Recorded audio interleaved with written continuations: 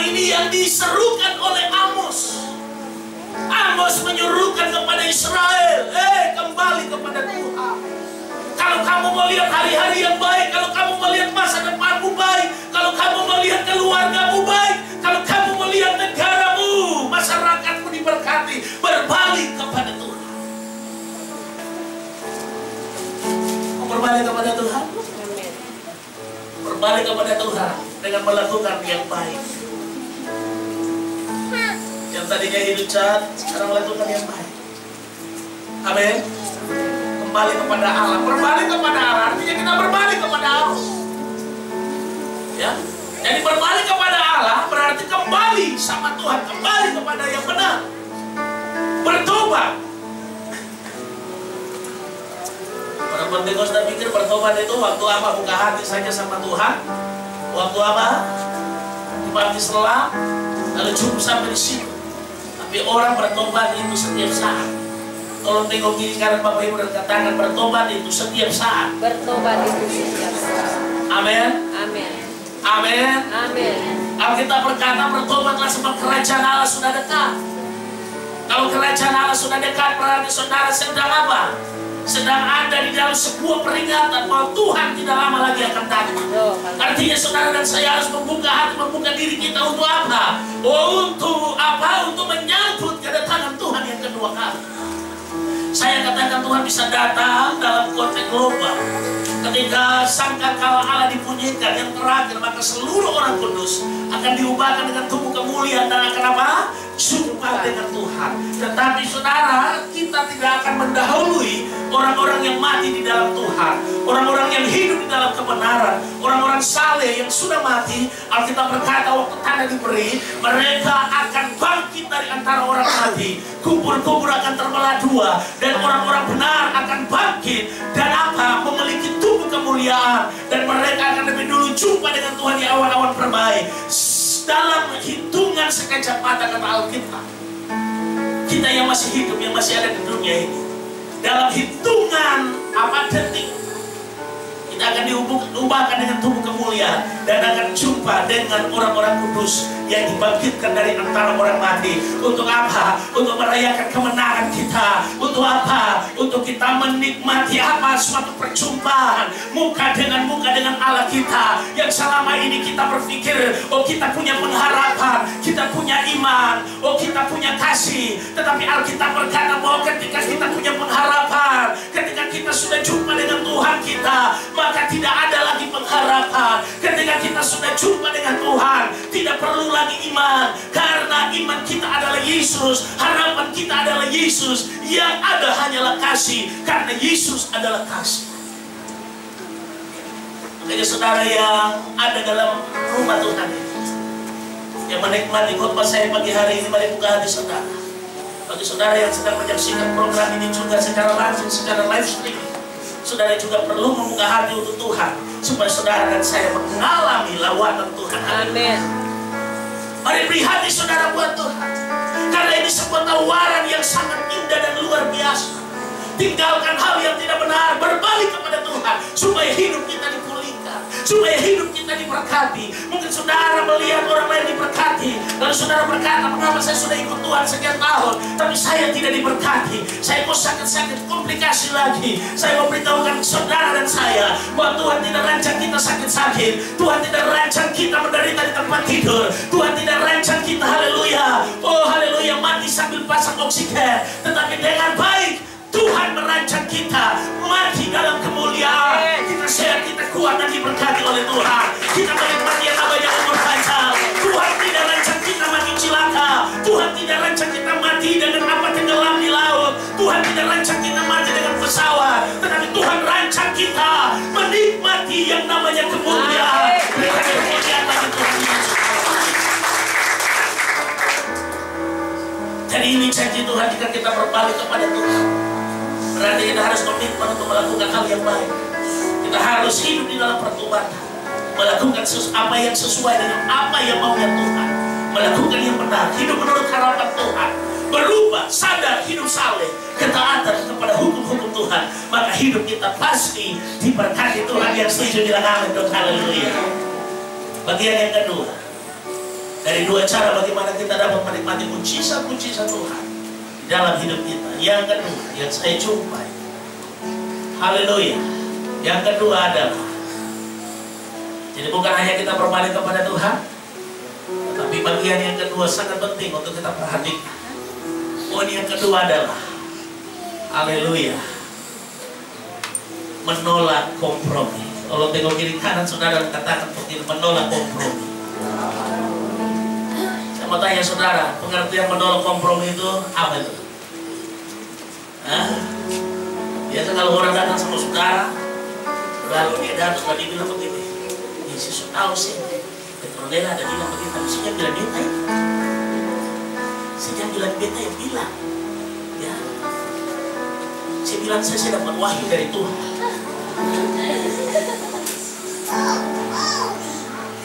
Saya bilang saya tadi malam beta tidur, lalu beta pas tas keren, beta Yosef wajah di beta mata.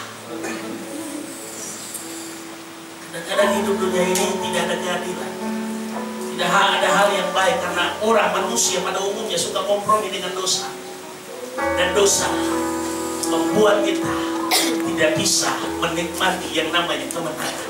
Kalau tengok kiri kanan Bapak Ibu dan katakan begini, dosa tidak bisa membawa kita menikmati kemenangan.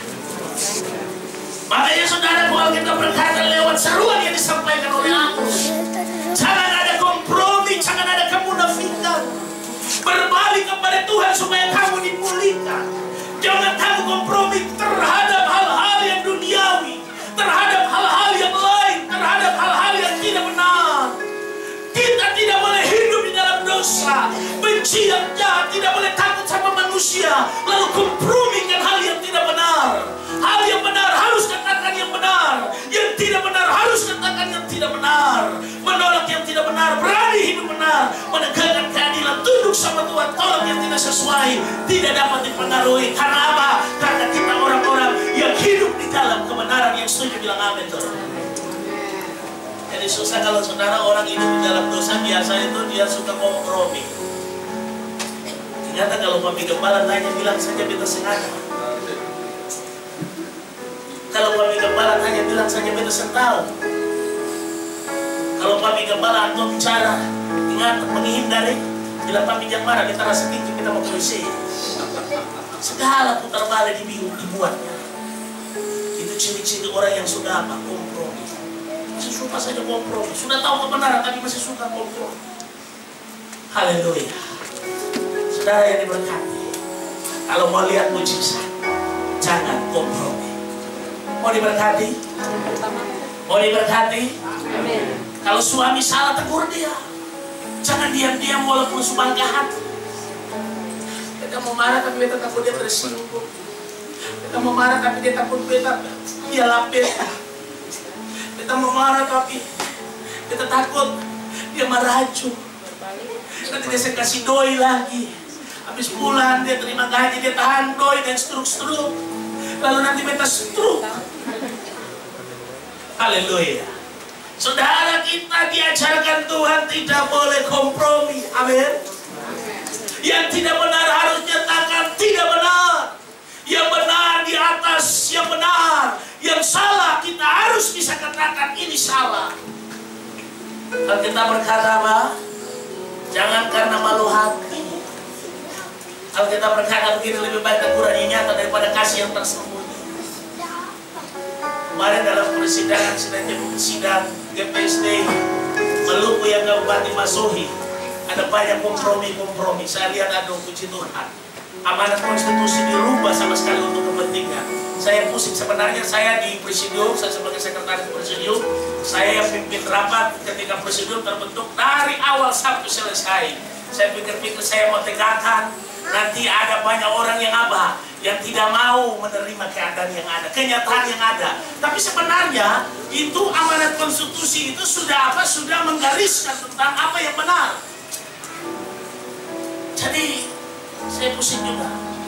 Ya, sampai-sampai pada waktu pemilihan berikutnya untuk wakil ketua dan sekretaris, wakil ketua daerah, sekretaris daerah, wakil sekretaris daerah, bendahara, wakil bendahara. Saya pikir saya langsung ambil mikrofon lalu saya bilang saya mengundurkan diri, saya tidak mau dicalonkan lagi dalam bentuk apapun.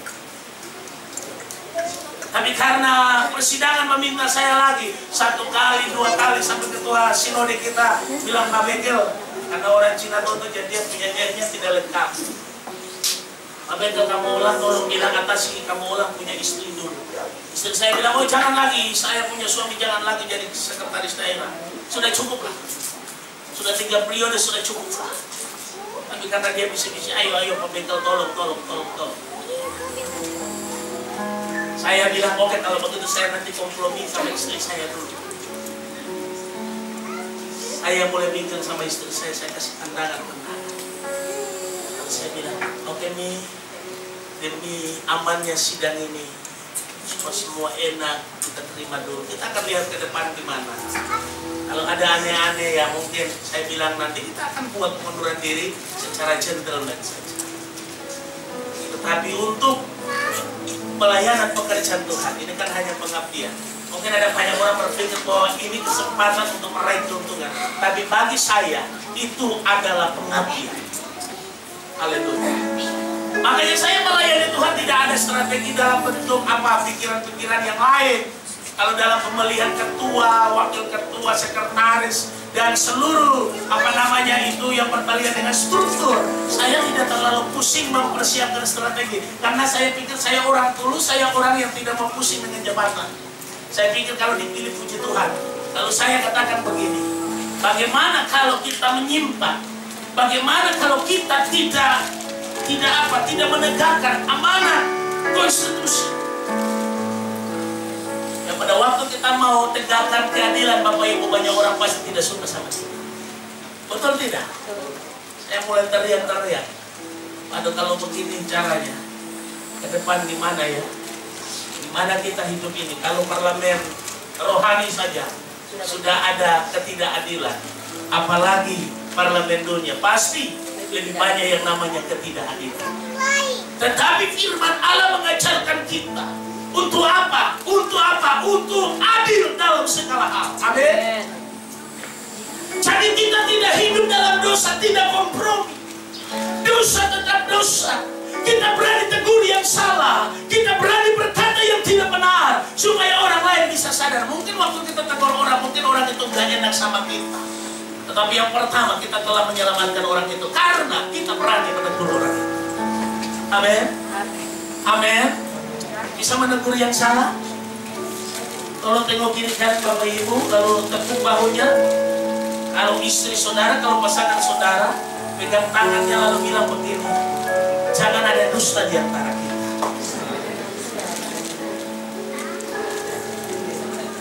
Bisa bilang kiri kanan Bapak Ibu, tengok dulu lalu lihat baik-baik, lalu bilang begini, jangan ada dusta di antara kita. Haleluya. Jadi jangan dusta-dusta. Alkitab berkata dari air muka saja kelihatan dustanya. Jadi kelihatan kalau orang ngomong benar dengan tidak benar, kelihatan dari air mukanya. Ada haleluya. Jadi kita harus hidup benar, amin. Menolak untuk kompromi. Kalau anak-anak kita tidak benar, nyatakan tidak benar. Saya kemarin anak saya bilang dia dengan ban saya punya anak perempuan ini, sudah semester 5, 4. Ada yang bilang kalau dia boncengan dengan teman kuliahnya, boncengan saja. Saya sudah bilang dia sama dia, yuk ada motor. Saya sudah buat SIM semuanya.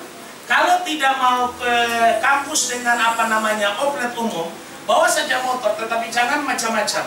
Lalu yang berikut, yang kedua, kalau kamu ke kampus pakai oplet umum, kamu jangan sembarangan untuk boncengan dengan pria-pria yang lain, walaupun teman kuliahmu. Saya tidak suka kamu berboncengan dengan pria. Mengapa? Sebab banyak pria yang kelihatan teman, tapi bisa saja menjerumuskan kamu kepada hal yang tidak benar. Ada pernah saudara dengar cinta bertepuk sebelah tangan? Banyak pernah sekali. dengar? Banyak sekali. Pernah dengar cinta bertepuk sebelah tangan? Pernah dengar ya? Pernah? Pernah saudara alami itu? Saya dulu pernah alami itu. Saya jalan dengan satu nona. Nona itu dia marah itu sampai dia saya mau kawin sampai orang tadi. Dia bilang aku tunggu dudamu. Berarti dia suka istri saya. Saya marah sekali. Ya? Setiap kali ketemuan sama dia buang muka sama saya. Laki-laki, saya bisa dipegang janji. Saya bilang sabar dulu, bukan masalah itu. Tapi kau bukan jodohku. Saya tidak pernah tanya dia, tetapi dia cinta mati sama saya. Mengapa? Sebab pelayanan kita bersamaan walaupun ada teman-teman yang lain. Tetapi dia punya cinta mati sama saya. Tanpa saya tahu. Satu waktu saudara-saudara, saya berangkat ke ke Ternate. Saya bawa turis waktu itu. Ya, kita sama-sama lalu kita ke Ternate. Waktu saya ke Ternate tidak bilang-bilang, dia tidak tahu kabar. Selama 1 minggu saya di Ternate, dia sakit juga 1 minggu di Ambon. Itu cinta bertepuk sebelah. Hari-hari kalau ketemuan dengan teman-teman yang lain, dia bilang sama teman-teman saya berdoa supaya Bakar punya bini mati. Udah, dia bilang itu karena gara-gara perempuan Manado itu sampai dia punya hati berpaling dari